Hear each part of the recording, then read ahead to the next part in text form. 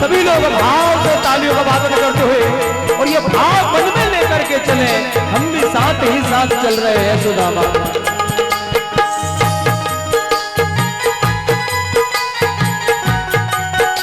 हे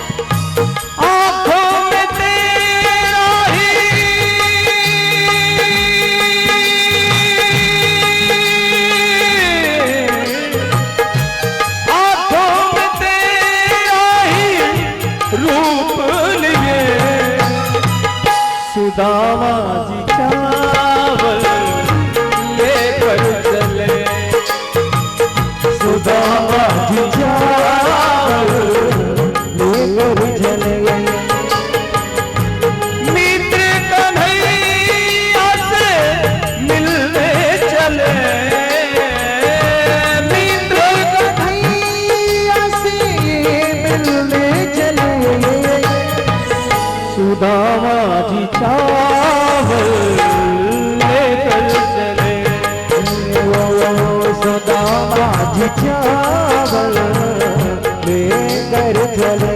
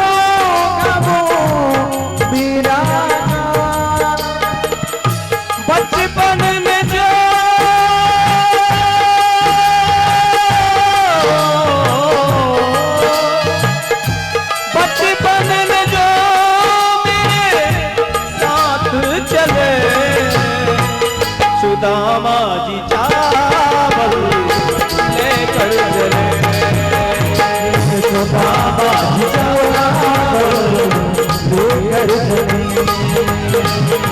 मित्र कन्हैया से मिलने चले, मित्र कन्हैया से मिलने चले।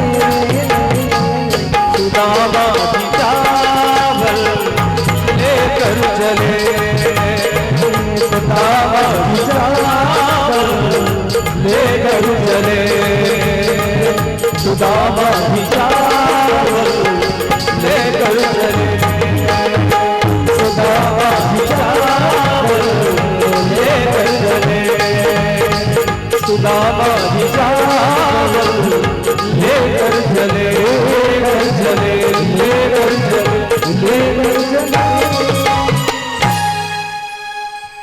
सुदामा जी चावल लेकर चले। आज सुदामा के हाथ में पोटली है। मन में कितने कितने विचार सुदामा करता है कि मेरा कृष्ण कैसा होगा। बचपन में जो हम साथ खेलते, अब वो कितना बदल गया होगा। वो राजा है, मैं पता नहीं पहचाना भी कि नहीं पहचाना। ये सारी बातें सुदामा के अंदर थी। लेकिन आज जैसे चलते चलते एक नदी का किनारा आया और सुदामा, शाम का समय अंधेरा हो गया था, नदी के किनारे लेट गया। अब सुदामा ने सोचा कि हाथ का तकिया लगाया, लेट गया। अब सोचा कि अब जो होगा सो होगा, सुबह देखेंगे, अब रात में काहे को परेशान हो। और इतने में ध्यान देना, मेरा द्वारिकाधीश वो केवट बन के आ गया।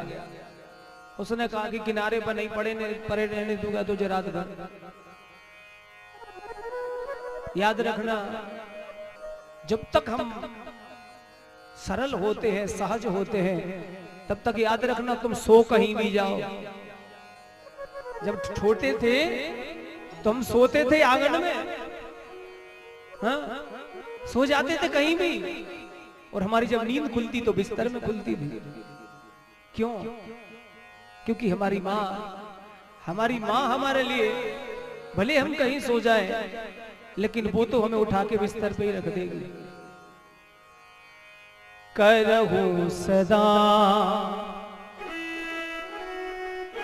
तिनकी रखवारी, जिमि बालक राखे महतारी। भगवान का वचन है ये, भगवान ने कहा है मानस में कि मैं अपने भक्तों की ऐसे रक्षा करता हूं जैसे माँ अपने बालक की रक्षा करती है। सोए कहीं वो, लेकिन उसकी नींद खुलेगी अपने बिस्तर पर। तो भगवान को सहन नहीं हुआ, मेरा मित्र आ रहा है, सुदामा आ रहा है और ये रात भर किनारे पर पड़ा रहेगा। जंगल का माहौल है, तो आज मेरे कन्हैया केवट बन के आ गए नाव लेके। अरे भैया, कोई उस पार जाने वाला है? सुदामा ने कहा, इतनी रात में पतुनाए जो कौन आ गया? हाँ भैया, मैं उस पार जाना चाहता हूँ। और इतने में केवट ने देखा तो केवट नाव इस तरफ ले आया और कहा, पंडित जी कहाँ जाना चाहते? बस तू पार करा दे मुझे। तो कहाँ जा रहे हो? कहाँ? बोले बैठा रहेगा कि सभी बात पहले बता दे। तो का लेनो, तू तो अपनो काम कर, तू तो मुझे जा पार से पार लगा दे। तू केवट ठहरो, तो का बताए हम कहाँ जाना? नहीं पंडित जी बताओ तो सही। मैं वो उनका नाम सुना है, श्री 1000 श्री 8 श्री होंगे जो फलाने हमें मतलब नहीं है। वो हमारा बचपन का यार है, वो कृष्ण। अब कृष्ण कोई केवट कोई और हो तो ठीक है, वो तो खुद ही था। उसने कहा, पंडित जी इतना झूठ भी मत बोलो। आईने में सूरत देखिए, तुम द्वारिकाधीश के कृष्ण के मित्र। अरे राम, को आदमी झूठ बोल देता है। सीट ना मिले तो वो कह देता कि हम फलाने जिस क्षेत्र का कोई बड़ा आदमी हो ना, उसका नाम ले लेता है। हम उनके घर जा रहे हैं। अरे तो आदमी अपने आप सीट छोड़, अरे साहब आप उनके यहाँ जा रहे हैं। तो देखो, सुदामा ने कहा कि मैं द्वारिकाधीश का मित्र हूँ। तो द्वारिकाधीश बहुत हंसे, क्या बात कर रहे हो आप? द्वारिकाधीश के मित्र हो? नहीं हो सकते। अरे कहाँ आपके पाँव में पादुका नहीं है? देखो तो सही, पहनने को कपड़े नहीं है। कहाँ तुम, कहाँ द्वारिकाधीश? याद रखना, जब तुम सत्कर्म में पग उठाओगे, अच्छा काम करने जाओगे, तो उस समय पे बुराई तुम पे ज्यादा हावी होगी, सबसे ज्यादा। आप याद रखना, जब आप सत्कर्म करने के लिए खड़े होते हो तो उस समय पे बुराई ज्यादा हावी होती है। इसलिए हावी होती है कि तुम पक्के हो कि कच्चे हो। अगर तुमने वहीं अस्त्र छोड़ दिया, वहीं से लौट गए तो चले जाओ। किसी को क्या, मुंह चलाने वाले लोग तो कहीं भी मिल जाते हैं। तुम कैसा भी कर लो साहब, तो भी लोग कहने को नहीं चूकते। लेकिन परीक्षा कोई भी काम होता है तो पहले होती है। तो आज सुदामा का दिमाग खराब। अब एक बात बताएं, जो सुदामा का कृष्ण प्रेमी है, तो उसने कहा केवट से पार कराना है तो ठीक है ना, तो रहने तू जा, अपनी नाव ले जा। लेकिन एक बात अगर कन्हैया के प्रति बोल दिया तो ठीक नहीं होगा। बड़े बात करे, तूने जीवन भर का कमा, तूने जीवन भर नाव तो चलाई, यहाँ से वहां नाव से चलाई, तू का समझे वो कृष्ण के लिए? मेरा कृष्ण धन देखे, मेरा कृष्ण वस्त्र देखे, मेरा कृष्ण रूप देखे, मेरा कृष्ण पद देखे। अरे मेरा कृष्ण ये नहीं देखता, मेरा कृष्ण केवल भाव देखता है। भगवान सोच रहे थे दुनिया बदल गई रे सुदामा, तू नहीं बदला। मन में ही सोच रहे थे कि बाहर सुदामा वही का वही बचपन में जैसा जिद्दी वैसा ही।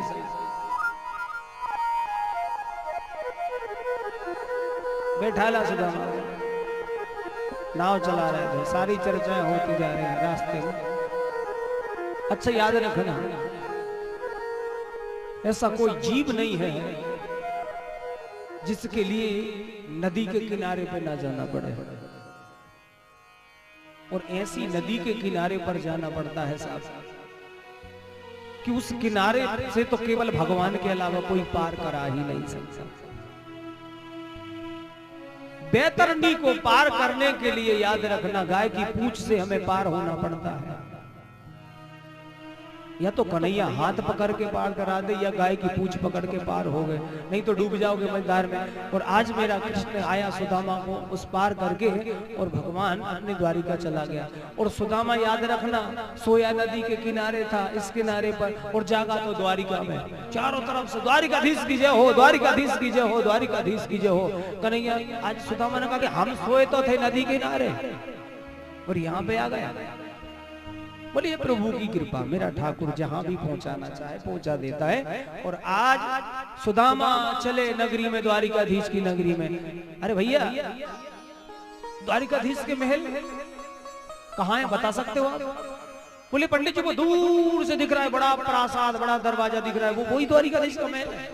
अब कई लोग कहते हैं कि उन द्वारपालों ने सुदामा की हंसी उड़ाई, द्वारिका के लोगों ने सुदामा की हंसी उड़ाई। ये गलत। सुदामा को किसी ने हंसी नहीं उड़ाई साहब, क्योंकि द्वारिका भगवान की नगरी है, और भगवान की नगरी में अगर भक्तों की हंसी होगी, भक्तों की हंसी उड़ाई जाएगी, आप विचार तो करो। कोई भगवान के होते किसी भक्त का अगर अपमान कर दे तो मेरे भगवान, स्वयं कृष्ण ने कहा है, स्वयं भगवान कहते हैं, स्वयं भगवान राम ने कहा है, जो अपराध भक्त कर करे राम रोष पावक सो जरे। अगर मेरे भक्त का कोई अपराध कर दे तो मेरी क्रोध रूपी अग्नि में जल जाता है वो। तो याद रखना, आज जैसे ही द्वारिकाधीश के महलों के दरवाजे पर सुदामा पहुंचे और दोनों द्वारपाल चरणों में गिर पड़े, आइए आइए पंडित जी आइए। तो सुदामा जी ने कहा कि भैया तू मेरे शरीफ को देख करके अंदाजा मत लगा लेना कि मैं गरीब में कुछ मांगने आया हूं, नहीं, बस केवल मैं बचपन का मित्र हूँ सुदामा, मेरा नाम है कृष्ण का बचपन का मित्र हूँ, बस इतना द्वारिकाधीश को बता दे। और एक बात और सुदामा ने कही कि अगर कृष्ण को टाइम हो तो ही बताना, नहीं मैं लौट जाऊंगा दरवाजे से। और आज जैसे ही द्वारपाल दौड़ा, और द्वारपाल दौड़ा तो मेरे ठाकुर जी कुछ विशेष भरी सभा में बात चल रही थी, और द्वारिकाधीश से जाकर के द्वारपाल ने कहा द्वारिकाधीश की जय हो। और इतना सुना द्वारपाल ने, क्या बात है द्वारपाल? बोले नाथ, एक ऐसा ब्राह्मण की हमने आज तक नहीं देखा। कौन है?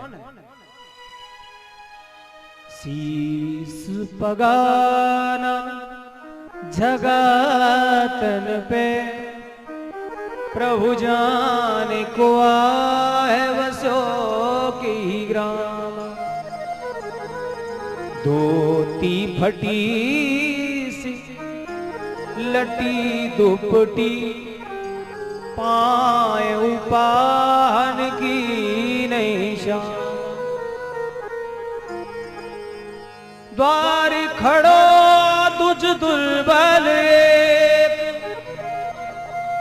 रहो, चकिसु वसुधा अभिराम। इतना सुना मेरे गोविंद उठ करके खड़े हो गए, पूछने लगे उसका नाम क्या है? पूछत दीन दयालु को धाम, बतावत आपनो नाम सुदाम। और जैसे ही द्वारिकाधीश ने सुदामा सुना और द्वारिकाधीश जैसे खड़े थे वैसे दौड़ पड़े। भगवान की पादुकाएं कहीं गिरी, बाजूबंद कहीं गिरे, मुकुट कहीं गिरा, पीतांबरी गिर गई। भगवान दौड़ते जा रहे। पीछे प्रद्युम्न जी महाराज, अनिरुद्ध जी महाराज, भगवान की पत्नियां दौड़ रही हैं। आखिर हुआ क्या? अगर ब्रह्मा भी आए तो परमिशन लेनी पड़ती है, और आज ऐसा कौन सा ब्राह्मण आ गया कि मेरे द्वारिकाधीश नंगे पांव दौड़ गए? सुदामा सुदामा कहते दौड़े कान्हा,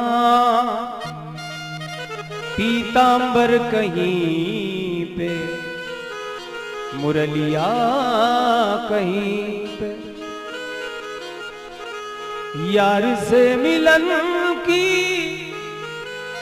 लगन ऐसी छाई, तन मन के अपने सुदीना रही है। सुदामा सुदामा सुदामा कहते हुए मेरे कन्हैया दौड़ते आ रहे। दौड़ते 7 ड्योढ़ियों को पार करना पड़ता है, जब जाकर के द्वारिका के मुख्य दरवाजे पर आते हैं। इतना दौड़े भगवान आज पहली बार। रथ को भूल गए, किसी सारथी को भूल गए, किसी साथी को भूल गए। मेरा मित्र आया है। और सुदामा को जब जाकर के भगवान ने देखा, सुदामा द्वारिका के महलों से लौटने ही वाला था,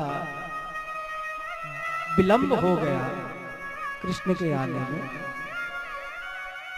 तो सुदामा ने कहा कि हो सकता है बड़ा आदमी हो गया है, और बड़े बड़े लोग गरीबों को कहां पहचानते हैं, भूल गए हैं। और सुदामा ने अपनी लाठी का सहारा, एक द्वारपाल अंदर चला गया था, दूसरा द्वारपाल कुछ काम में लग गया, और वो सुदामा धीरे धीरे करके पीछे लौटने लगा। और मेरे द्वारिकाधीश पुकारते आ रहे थे, सुदामा सुदामा सुदामा। और जब द्वार पर देखा तो सुदामा नहीं। मेरे ठाकुर जी दौड़े, किस तरफ लौट गया, लोगों ने इशारा कर दिया इस तरफ, और मेरे ठाकुर जी द्वारिका के महलों से भी बाहर दौड़ते जा रहे। आज द्वारिका के लोग धन्य हो गए, देख रहे हैं कि आज तक द्वारिकाधीश को ऐसा दौड़ते नहीं देखा। ऐसा कौन है ये मित्र कि मेरे द्वारिकाधीश नंगे पांव दौड़ते जा रहे हैं? सुदामा सुदामा। और जो सुदामा ने सुना और जो मुड़ करके सुदामा ने देखा, तो मेरे द्वारिकाधीश नंगे पांव दौड़ते आ रहे थे। और जब सुदामा को आकर के ठाकुर जी ने अंक में लिपटा लिया, अरे सुदामा तू कहां जा रहा था? कन्हैया तेरे आने में विलंब हुई तो मैंने समझा कि पता नहीं तूने पहचाना भी है कि नहीं, तूने द्वारपाल की बात भी सुनी है कि नहीं, इसलिए मैंने सोचा कि क्यों मैं तेरे कार्य में विघ्न पाड़ू। आया था, द्वारिका का दर्शन कर लिया था, काफी था। बाहरे सुदामा, इतने दिन के बाद भी आया और तू बगैर मिले निकला जा रहा था मुझसे। तूने मुझे इतना छोटा मान लिया था कि तेरा मित्र इतना स्वार्थी है कि ये राजपाट पाने के बाद तुझे भूल जाएगा। तूने ये सोचा क्यों? तूने मेरे बारे में ऐसा सोचा? नहीं कन्हैया, नहीं ऐसा सोचा नहीं। सुदामा बहुत समझाता है। याद रखना, द्वारिकाधीश जब मिले हैं कृष्ण अर्थात कृष्ण सुदामा से, तो कृष्ण इतना रोया कि सुदामा को भिगो दिया है, लेकिन सुदामा नहीं रोया। याद रखना, सुदामा क्यों नहीं रोया? क्योंकि ये गरीबी हमें कभी कभी रोने भी नहीं देती। सुदामा सोच रहा था अगर मैं रोऊंगा तो ये द्वारिका के इतने बड़े बड़े लोग सब ये न समझ लें कि गरीब है, कुछ मांगने आया होगा, इसलिए अपनी गरीबी दिखला रहा है। सुदामा आंसू पी गया, रोया कृष्ण, और धीरे धीरे करके कृष्ण ले गया महलों में। आज स्वयं के स्वर्ण के सिंहासन पर मेरे प्रभु ने बिठाला, स्वर्ण के सिंहासन पर, और स्वयं मेरे ठाकुर जी चरणों में बैठ गए। रुक्मणी से कहते हैं, रुक्मणी जल लाओ। और रुक्मणी के आने में विलंब हुआ।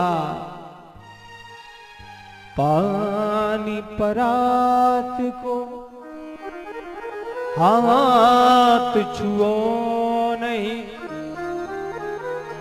नैन नैन के जल सो पग धोए। भगवान ने आंसुओं से सुदामा के चरणों को धो डाला। एक साथ दोनों मित्र बैठे हैं। आज भगवान की पत्नियों ने प्रणाम किया है। भगवान ने सुदामा के चरणों के जल को अपने द्वारिका में सींचा, पवित्र किया है। रुक्मणी मन में विचार कर रही थी कि ऐसा कौन सा सत्कर्म इसने किया है। भगवान ने इशारा कर दिया रुक्मणी की तरफ, ये नहीं होते तो तुम नहीं आ पाती द्वारिका में। पहला पत्र ब्राह्मण के द्वारा तुम्हारा आया था द्वारिका में, और आज वास्तव में रुक्मणी, अगर मैं द्वारिका के राज सिंहासन पर बैठा हूं तो ये सुदामा की बदौलत है। लोग कहते हैं कि सुदामा एक चोर था, एक मुट्ठी चने खा गया। जानते हो किस कारण से खाए थे सुदामा ने चने? एक बुढ़िया बेचारी, गरीब दरिद्रता बुढ़िया बेचारी, उसने एक मुट्ठी चने, कहीं से मेहनत मजदूरी के बाद उसे इतने चने मिले थे, वो ले आई। अब उसने सोचा कि रात हो गई है, गरीबी परिस्थिति, सुबह पता नहीं कुछ मिला कि नहीं, तो सुबह कम से कम इन चनों को मैं तल के खा लूंगी तो कम से कम पूरा दिन कट जाएगा। तो वो चने की पोटली अपने सिराने धर के सो रही थी। वहां से कुछ चोर आए। चोरों ने समझा कि जब बुढ़िया के पास कोई हीरा जब आरात रखे, जब तो ये सिराने रख के सो रही है, तो उन चोरों ने वो पोटली छीनी और दौड़े। तो बुढ़िया चिल्लाई, कोई चोर मेरे चने ले गया, चोर ले गया, चोर ले गया, चोर चोर चोर कहा। तो वो चोर भागे और पीछे से जो लोग भागे तो वो चोरों ने वो पोटली अवंतिकापुरी अर्थात गुरु आश्रम में ही फेंक दी। और वो सुबह जब गुरु माता उठी झाड़ू लगाने, तो गुरु माता के लिए वो पोटली मिली। तब गुरु माता ने सोचा कि चलो ठाकुर जी की कृपा ये पोटली मिल गई। तो याद रखना, जब वो पोटली उस बुढ़िया को नहीं मिली, वो लौट के आई, उसने श्राप दिया कि मैं जिन चनों को खाने के लिए अपनी भूख पर संयम रख के मैं आज रात काट लेती भूखे, और वो चने जो भी खाएगा, ध्यान देना, जो भी खाएगा वो दरिद्री हो जाएगा, वो दरिद्री हो जाएगा, वो दरिद्री हो जाएगा। उसका श्राप। तो आज जब वो गुरु माता ने वो चने सेक करके उस सुदामा को दिए और सुदामा से कहा कि सुदामा तुम दोनों मित्र खा लेना, जब भूख लगे तुम्हें जंगल जा रहे हो लकड़ी तोड़ने, दोनों खा लेना।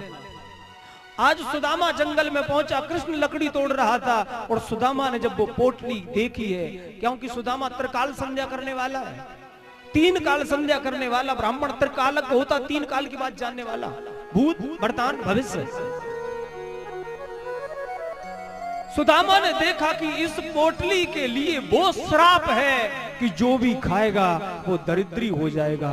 तो आज सुदामा ने कहा कि अगर मैं खा लूंगा, ध्यान देना, अगर मैं खाऊंगा तो मैं अकेला दरिद्र हो जाऊंगा, और कहीं मेरा कृष्ण इसको खा लेगा गलती से भी तो ये त्रिलोकी दरिद्र हो जाएगी। तो जानबूझ के सुदामा ने झूठ बोला। कृष्ण ने कहा कि मेरे हिस्से के चने कहां हैं?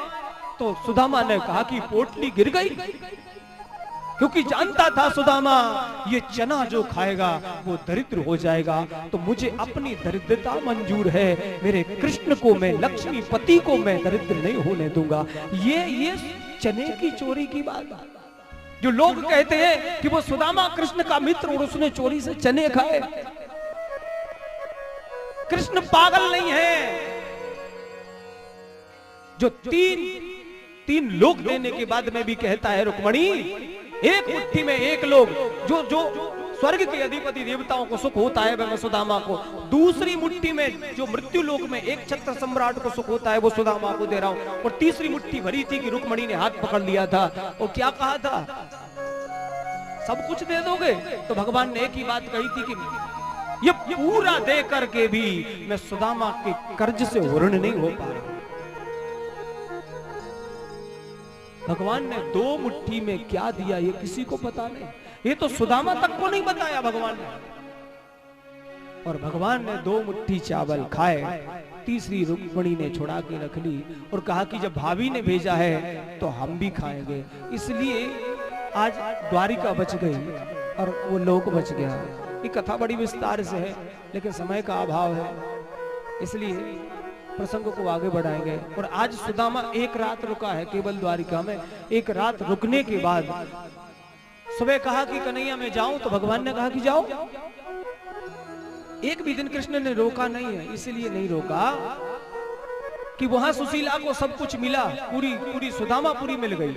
जैसी द्वारिका का निर्माण था वही सुदामापुरी का निर्माण था, लेकिन सुशीला ने अभी अन्न ग्रहण नहीं किया था। जब तक मेरा पति नहीं आएगा तब तक मैं इस संपत्ति का उपभोग नहीं कर सकती हूं। और आज जैसे ही सुदामा द्वारिका से मित्र से मिल करके लौटने लगा,